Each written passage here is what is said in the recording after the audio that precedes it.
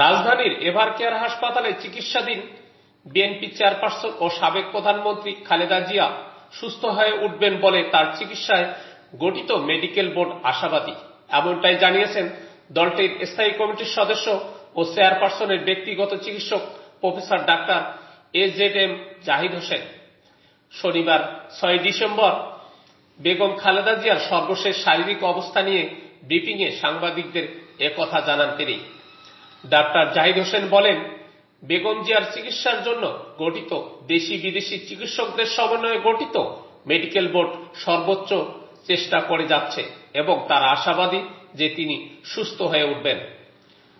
তিনি জানান, বেগম জিয়ার চিকিৎসা সমন্বয়ের জন্য তার পুত্রবধূ ডাক্তার জোবাইদা রহমান সার্বক্ষণিক মেডিকেল বোর্ডের সঙ্গে আলোচনা ও তদারকি করছেন।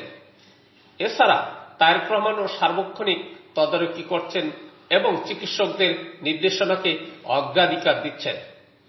বিদেশ নেওয়ার বিষয়টি বিলম্বিত হচ্ছে উল্লেখ করে বিএনপির স্থায়ী কমিটির এই সদস্য বলেন, বিদেশে নেওয়াটা ওনার শারীরিক অবস্থার উপর নির্ভরশীল। তিনি জানান, আগে বিদেশে নেওয়ার সিদ্ধান্তের কথা বলা হলেও কাতার এয়ার অ্যাম্বুলেন্স আসতে পারেনি। এছাড়া মেডিকেল বোর্ডের মতে বেগম জিয়াকে এখনই বিদেশে নেওয়া সম্ভব নয়। ডাক্তার জাহিদ হোসেন বলেন, 12-14 ঘন্টা জার্নি করে বিদেশে নেয়ার সক্ষমতা এখনো হয়নি। স্বাস্থ্যের উন্নতি হলে বেগম জিয়াকে বিদেশে নেওয়া হবে। একই সঙ্গে সোশ্যাল মিডিয়ায় ছড়ানো বিভিন্ন গুজব নিয়ে সতর্ক করেন এবং গুজব ছড়িয়ে বিভ্রান্ত না হওয়ার জন্য সবার প্রতি আহ্বান জানান তিনি।